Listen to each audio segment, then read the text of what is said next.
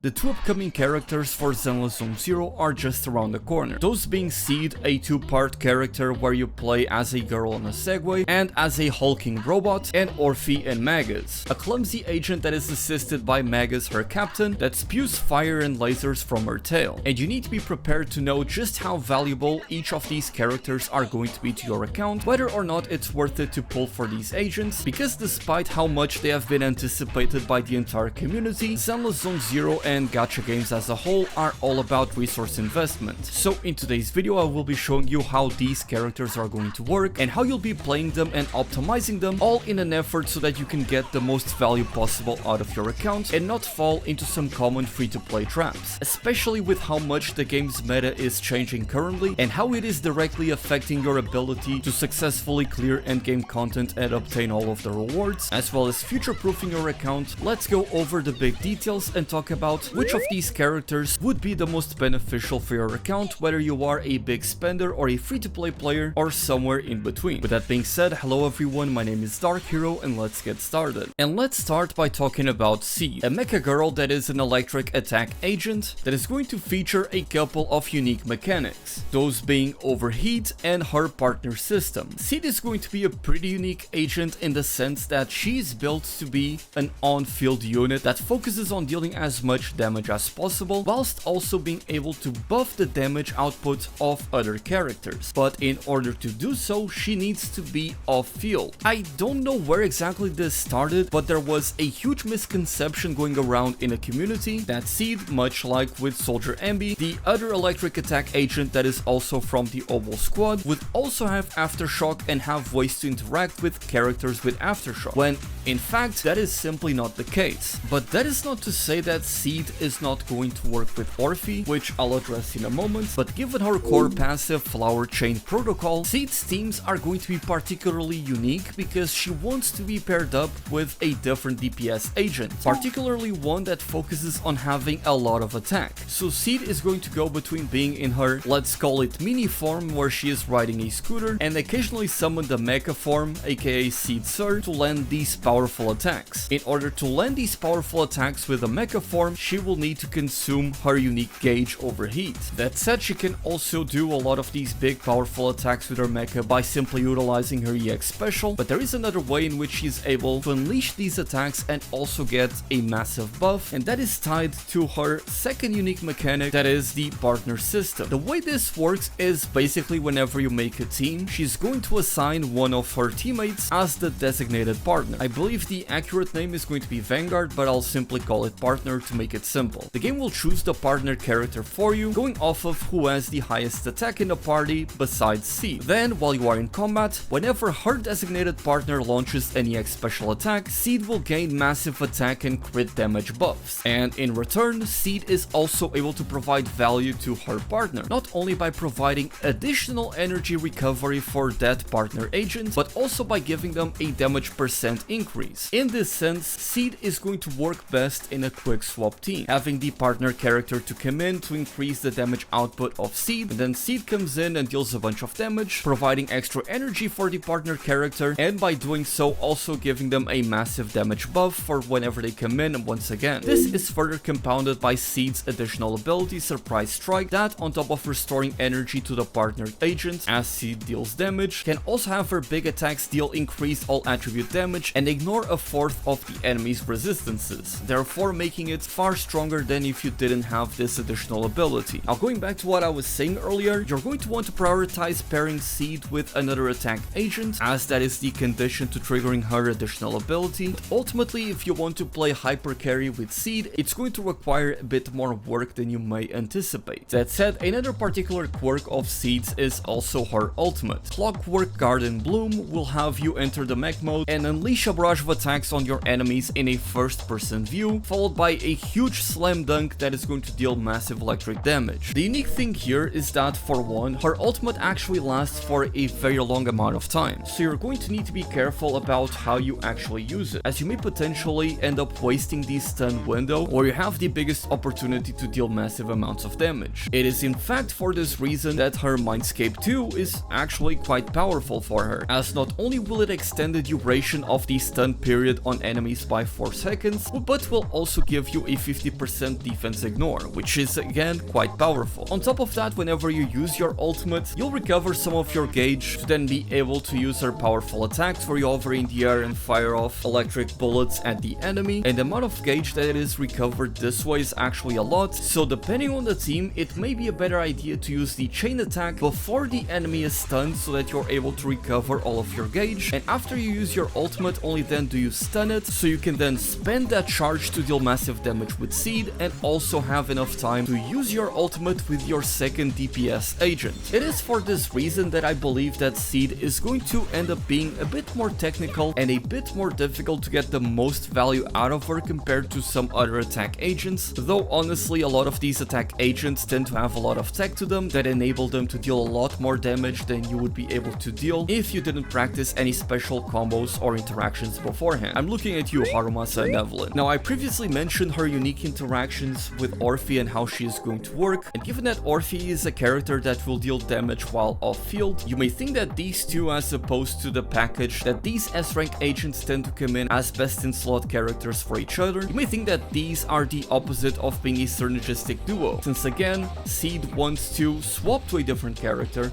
and Orphe wants to deal damage off field. But in fact, it kind of works out because Seed will be filling up Orphe's energy, and whenever Orphe has enough energy, she's able to use her EX special automatically while off field. So provided that you just remember to swap to Orphe for a couple of seconds in each rotation, you'll be able to still get the benefits for Seed, and Orphe will be able to still do her own thing. Ultimately, Seed does not require having Orphe on her team in any way, and in fact she can be played with plenty of different teams, provided that again you make sure that you always have a secondary DPS agent to come in and play in this quick swap playstyle. Though when I say quick swap, it doesn't necessarily mean that you need to always be swapping. If I were to compare Seed's playstyle to, for example, Miyabi quick swap with either Yanagi Astra or Nicole Astra, I would say that Seed's playstyle is going to be quite a bit slower, so if you are not an enjoyer of these quick swap teams, you also don't need to worry too much. It's also very important to note that Seed is going to be getting a brand new drive disc with a new 2.2 version that is called Dawn's Bloom. This has been pretty much handcrafted just for Seed, as it will quite simply increase her overall damage without any real restrictions. So long as you are playing the character and have her on field, she's going to be able to benefit a lot from having this set. Now, as for her W engines, her signature W engine, the Cordis Germina, is undoubtedly her best option, but given that she is a fairly simple character when it comes to building her, just about any S-rank attack W engines that you may have are going to work fantastic as an alternative. And even among the A-rank alternatives, the Cannon Rotor Battle Pass W engine is going to be quite good because of the additional crit rate, and the same thing goes for the Marcado Desire. So basically, if you have an attack agent already built, Seed can just steal everything from them and she's going to work quite well. Overall, I do believe that Seed is going to be a powerful attack agent with the unique ability to provide value to other DPS agents that is going to allow her to essentially be future-proof for a very long time, as she is going to have a lot more value than a DPS that simply exists to deal damage. Now, it should be noted that it has been announced that Soldier Anby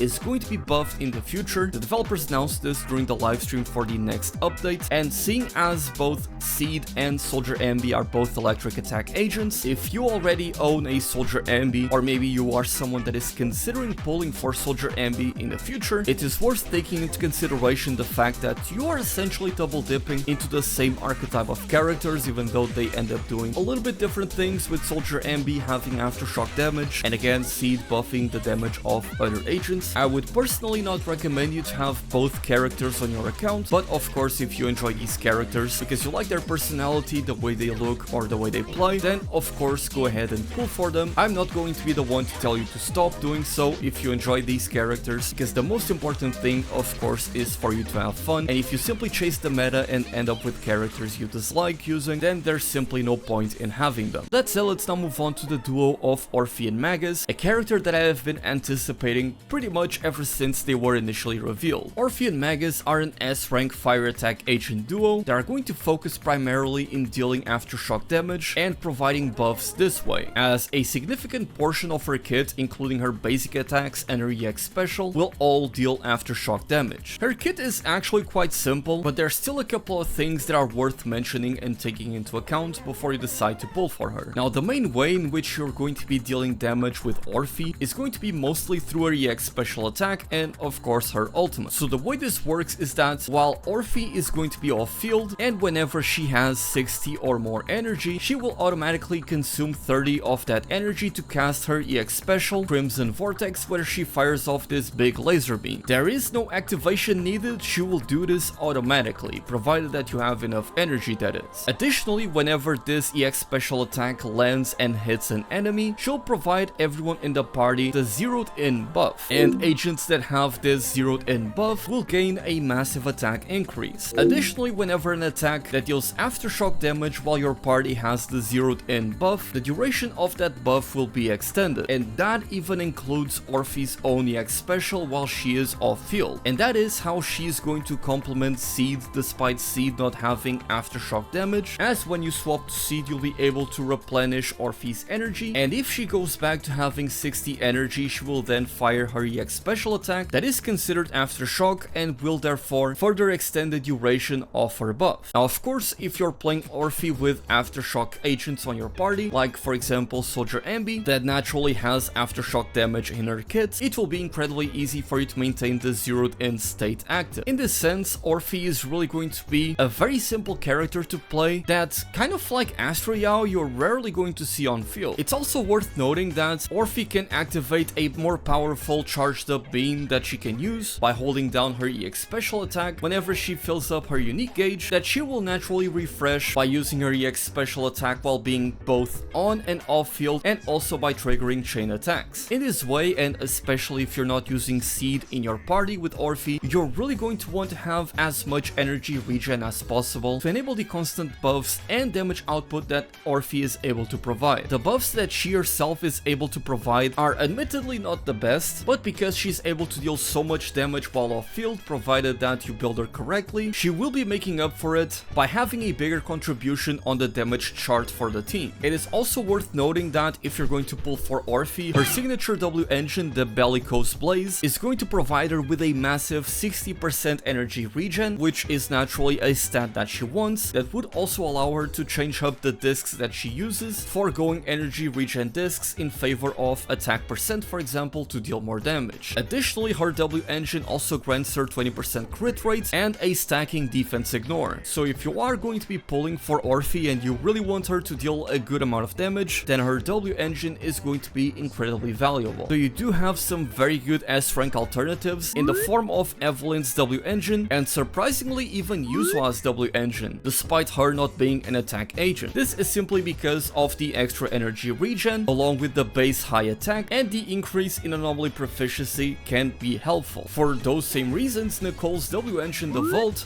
is also a very decent alternative. That is, if you want Orphie to play more of a support agent, though the typical attack and crit rate options are all going to be quite viable on her. And as for drive discs, she's likely going to favor having the Shadow Harmony drive disc as a 4-piece set to massively increase the damage of her aftershock attacks. And again, seeing as pretty much everything you're going to be doing with Orphie is going to be aftershock attacks, Shadow Harmony really fits the bill here. And for the 2-piece set bonus, you're likely going to go for Swing Jazz, simply for the extra energy regen, though if you have her W engine, you could potentially go for a more damaging focused option. Her best teams are therefore going to be quite simple, with Soldier Anby being her natural partner, that you can then have Astro Yao or Trigger or Qingyi as your final character to allow you to deal more damage. Alternatively, you can simply replace Soldier Anby with Seed and you're still going to have a lot of value this way. In fact, I do believe you'll be out damaging Soldier Anby as the character really isn't all that great, even though Soldier Anby may have more synergy. That said, if you're someone that really likes Orphie and her animations and would like to play her as an on-field agent, it's really going to be quite difficult to make that work, though you can totally play her on teams that don't have any aftershock damage besides her own, provided that you are able to recover her energy, like for example having a Nicole on your team that can help you in that endeavor. Ultimately, Orphie is a character that on a surface level seems to have a ton of value when it comes comes to an attack agent, as she's going to be able to deal a very good amount of damage on her own while also being able to work alongside characters that like to spend time on field, so that is going to open up a lot more team diversity. You are going to get the most value out of her if you have another agent with aftershock damage, but as I said before, you can totally make it work without it, especially if you get her W engine. I could, for example, totally see myself using Zhu Yuan, Orphe and Xingyi on a team, though I would just need to make sure that I have Orphe's W engine to make that team feel a lot more fluid. In that sense, she's kind of like Bernice, a character that you can splash onto just about any team that is going to work quite well outside of her own niche. And honestly, you can't really get much better than that when it comes to a DPS character, so I would say that if you have aftershock damage characters, Orphe is going to be a fantastic pair,